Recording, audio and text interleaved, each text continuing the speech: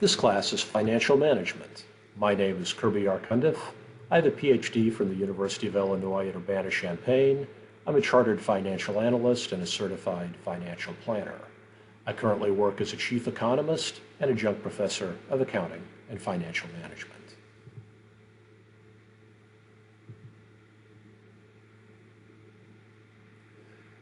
In this video, we will cover a chapter out of the Intermediate Financial Management text by Brigham and Davis.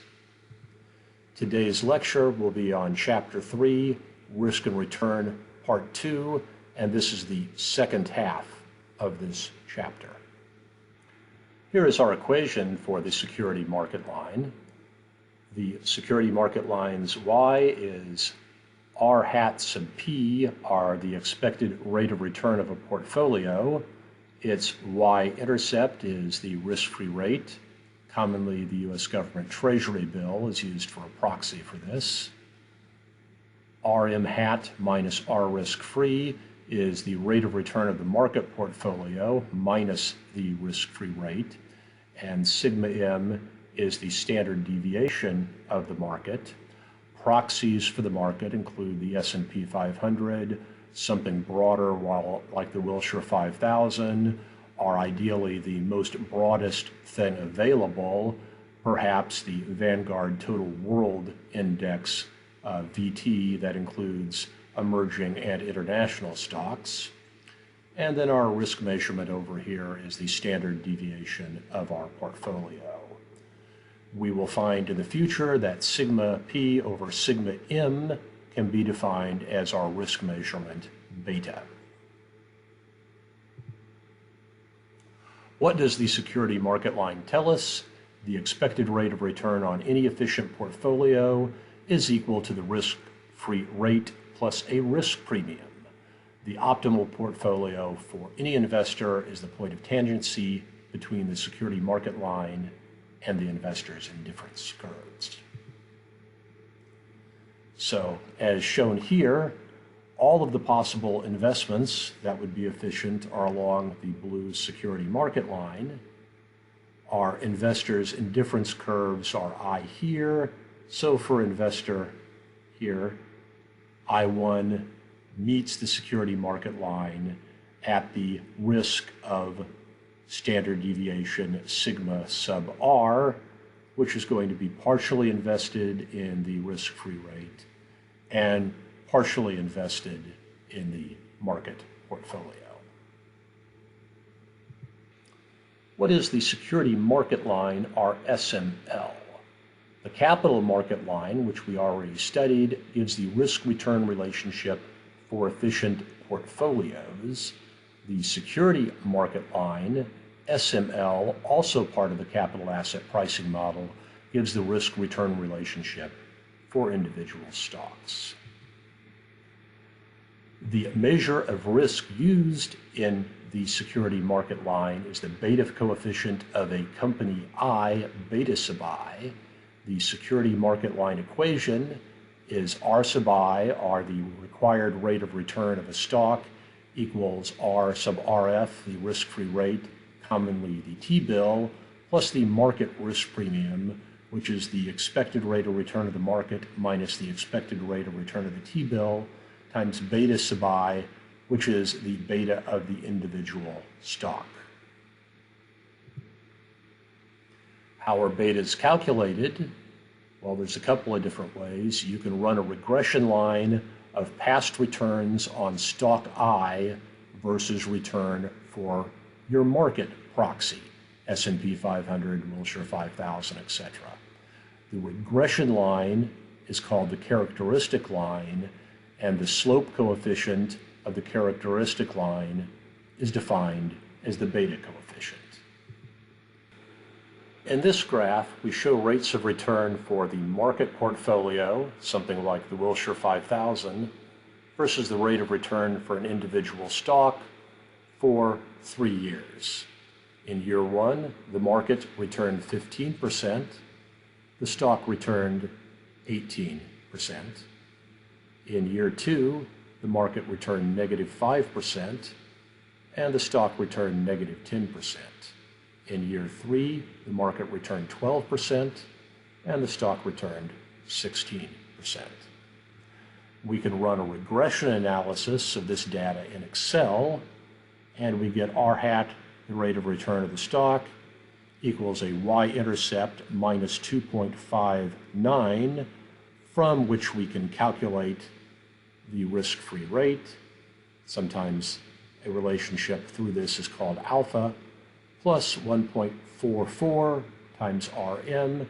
This 1.44, the slope of this line, we call beta. Analysts use a computer with statistical or spreadsheet software to perform the regression. Again, Excel will work. At least 3 years of monthly returns or 1 year of weekly returns are used. Many analysts used 5 years of monthly returns. If a beta equals 1, it is an average risk stock in the S&P 500.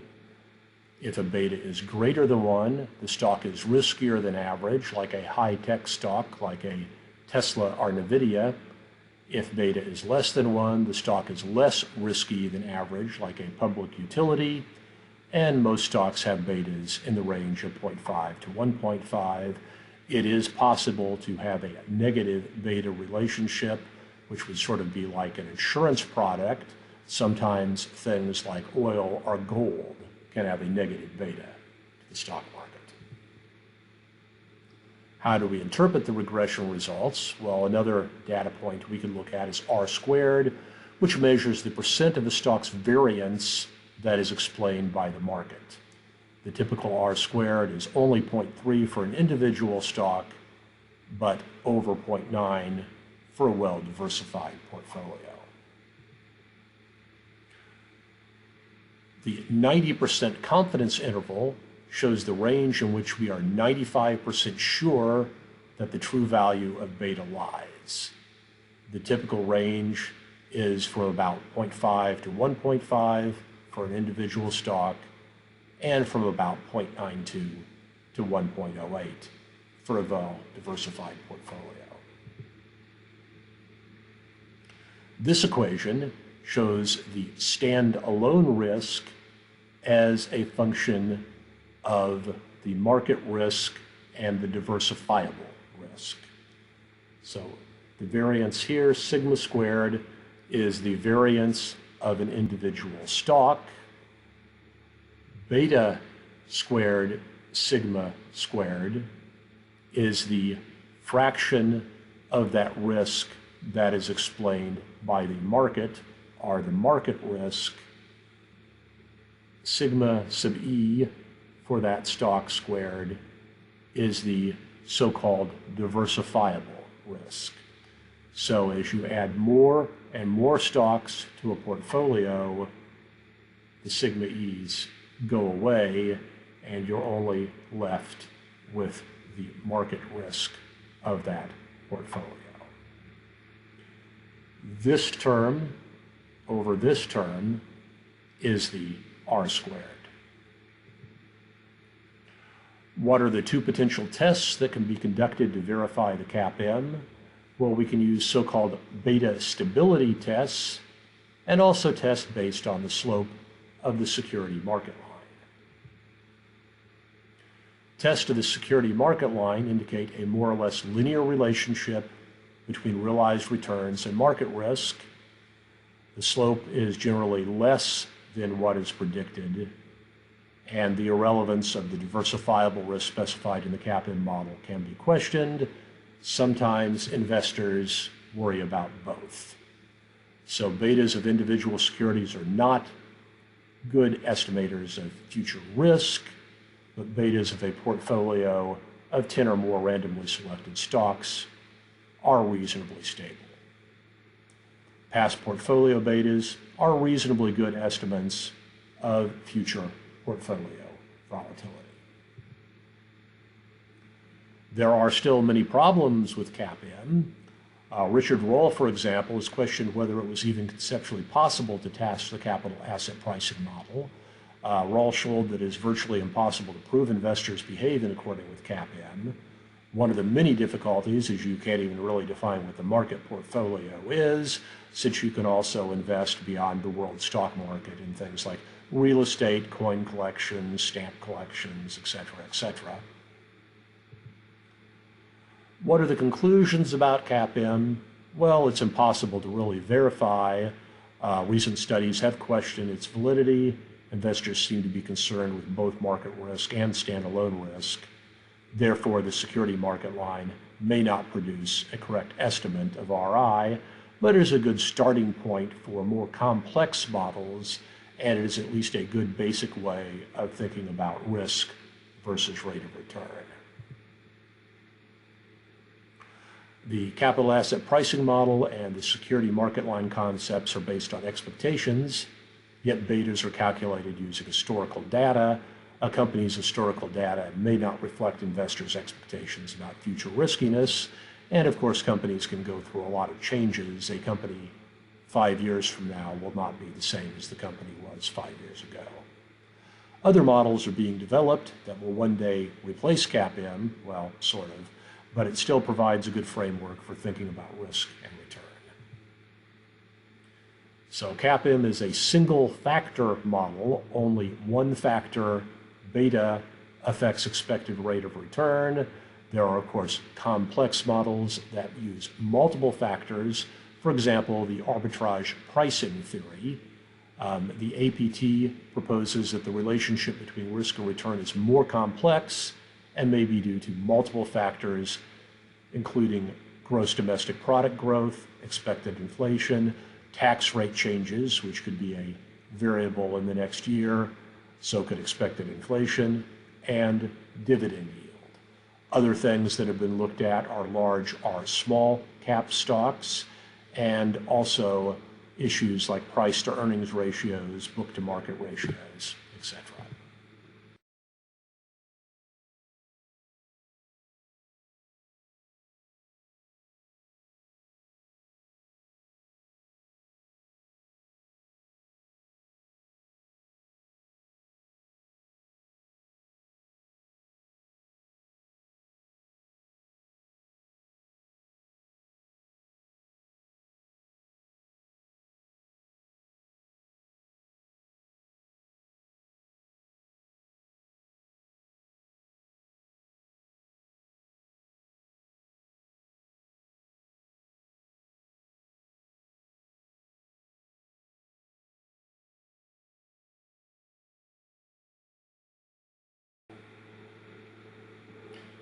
How do you calculate the required return for stock I under the APT? Well, for the capital asset pricing model and the security market line, we ran a regression analysis with only one variable. For APT, we ran a regression analysis with multiple variables. So we could end up with a result of R sub I as the required rate of return of the stock is the risk-free rate plus some difference between R variable and a intercept times the beta of that variable. For example, this could be a regression on expected inflation rates and also a regression on price to earnings ratios of the stock. You could also include your volatility of the stock like you did in CAPM, expectations of future tax rates, book to market rates, etc. And then you would end up with a rate of return based on multiple different changing variables. So if R sub J is the required rate of return on portfolio sensitive only to one economic factor, then the beta sub ij is the sensitivity of stock I to economic factor J. What's the status of the APT? It's being used for some real-world applications. Factor models are very common for portfolio management. Its acceptance has been slow, although still very commonly used, because the model does not specify what factors influence stock returns, and different factors can be important during different time periods. More research on risk and return models is needed to find a model that is theoretically sound, empirically verified, and easy to use. Human action, human behavior is not easily predictable by mathematical models. I thank you for watching this video.